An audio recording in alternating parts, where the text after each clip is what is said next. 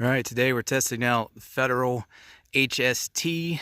This is the Plus P loading, 124 grain. That's what those look like right there.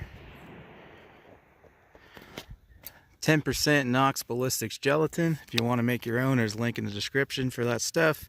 I'll be using my Taurus G2 today with a 3-inch barrel.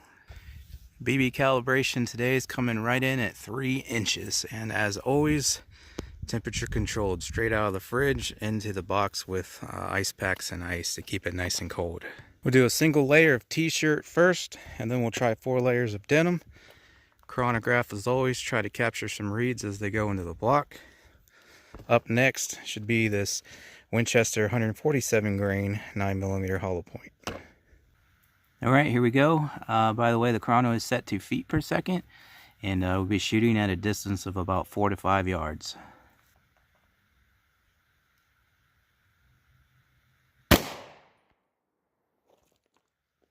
Well, I was going to go ahead and set up the denim before coming up here, but I just happened to see that. So that's going to fall off if I don't grab it first. So there's through the t-shirt. That is a nice giant and long permanent wound cavity, and then it bounced off this second block here. These are 11 to 12 inches. I'll get an official measurement for you guys before the video is over. And so there it sets. These were pushed together, it hit that, bounced off, and it separated them about 1/2 inch. So we'll set that aside for now. Of course, we'll get a measurement and weight on that as well. But let's take a shot through the 4 layers of denim and see what happens.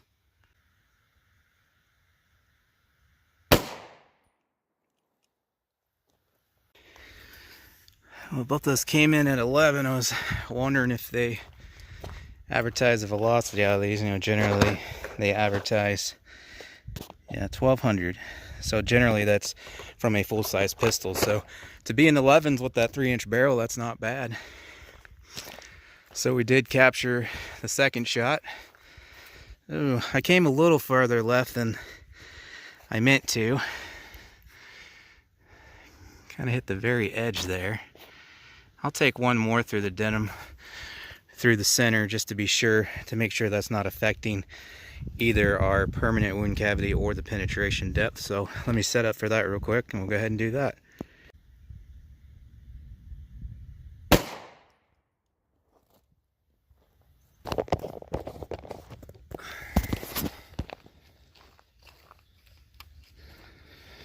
All right.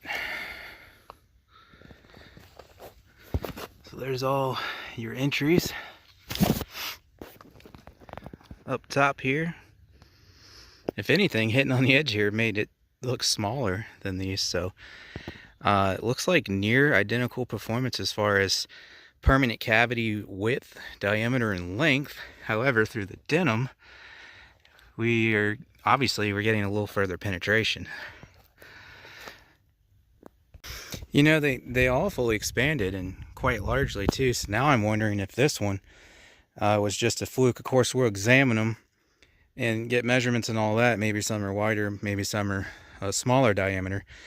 But while we're at it, go ahead and take one more, try to get it through here, through just the t-shirt, to see if we still get that more shallow penetration, to eliminate whether or not this one was a fluke here at about 12 inches. See if it stops there again, or if it ends up further out like these ones.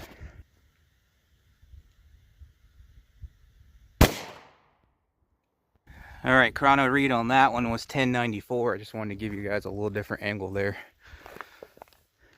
1094. Right in the middle, just like I wanted. And still shallow. So we'll see how the diameters compare. Go ahead and get them out of here. So through the t-shirt, we're getting less penetration. Through the denim, longer, even though all of them are really well expanded. So maybe there's a diameter difference there. We'll see. One thing I wanted to mention was those had fairly light recoil for being a Plus P round. Not much more than a standard pressure, so that's good. I've definitely shot Plus P 9mm loads that had way more recoil. But anyways, your measurement on these, so that first shot through the t-shirt that bounced off the second block, we're looking at about 11.5.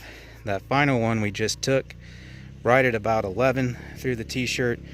These two through the denim, the first one that was off to the edge there, between 14 1/4 and 14 1/2. And then the second one through the denim right there at about 13 3/4. Difficult for me to hold that and show you through the camera as well, but I measured them off screen here. Overall diameter of that permanent cavity there, both on this side through the denim and on the other side through the t-shirt. As you can see, they all pretty much look the same, but I measured both sides. They're coming in between 1 3/4 inch and 1 7/8 of an inch. So not the largest permanent cavities I've seen from 9mm, because I've seen up to about 2 1/4 inch, but they are definitely on the larger side that I've seen for sure. They're pretty big for 9mm. All right, guys, there they are out of the block. So the set on the left was through the t-shirt, the set on the right was through the denim, and at least I can see, hopefully you can too, these do appear to be a larger diameter, so a slightly larger expansion than the ones that went through the denim. So that being the case, that would explain the more shallow penetration, because there's more resistance with those being wider. Get a measurement on those, well, both sets, in a second. So this was the first one through the t-shirt, this was the second, this was the first one through the denim, and this was the second. There's from the side. And of course you can see, especially these ones, well, I guess this one has there's the denim I picked out, but there is some gelatin trapped under the petals, so that will affect the retained weight a little bit, and we'll get those measurements now. All right, if you guys want to get yourself one of these scales or this caliper here, link in the description. So the first one through the t-shirt, 125 even. Second one through the t-shirt, and there is some stuff in there and probably trapped under the petals as well, 128.6. It's grains, of course. Let me reset that. First one through the denim, 127.1. And then the second one through the denim, 128. Yep, I got a breeze going on. I've explained in the previous videos that this thing is so sensitive and accurate because it's a reloader scale for measuring little granules of powder. Whenever we get a breeze kicks up, it fluctuates a little bit there.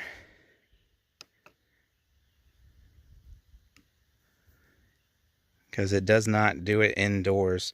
128.2 roughly. You can see it's moving a little bit because I got a little bit of breeze right now. Keep having issues trying to get it to hook onto here and not fall off on me, so I got it upside down there. 0.652, so about 65 caliber on that one. So that was the first one shot through the t-shirt. So this other one here should be similar. Yep, about the same there. Okay, all right, first one through the denim. Try to get it angled there so it's a little bit smaller at about 0.600. And then the final one through the denim, about the same. So I've been wanting to try HSTs on the channel forever. Finally got to it. That's what I managed to find, 124 grain plus P.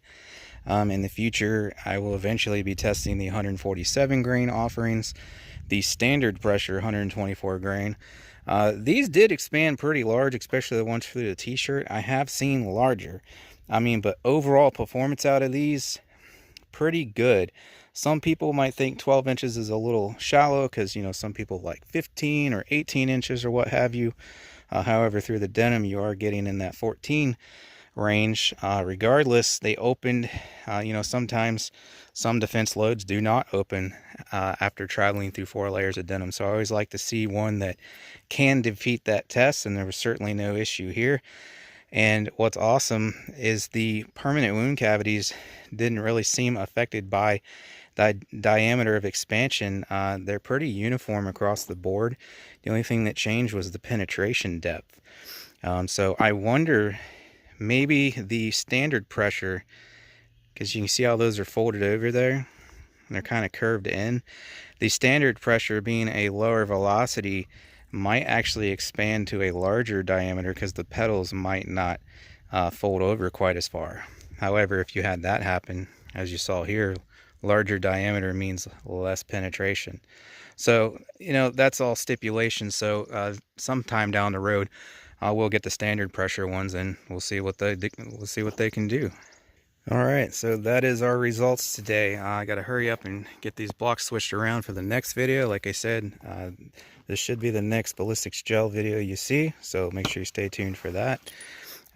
Like I said, if you want to get yourself one of those scales, the bag, the chrono, the Knox gelatin, anything you see me use in any of my videos, links are in the description if I'm able. So that's it, guys. What do you think? I'm certainly not disappointed. I knew HSTs were very good rounds. Like I said, I've always wanted to test them out. Kind of these and gold dots. I've always had the gold dots, and I'm going to be having some tests on those coming up soon too, and eventually we'll have a direct side-by-side comparison in the same video. But I mean, yeah, these certainly don't disappoint. They're pretty good rounds. Anyways, hope to catch you on the next one. Thanks for watching as always. Appreciate it, and I hope to see you then.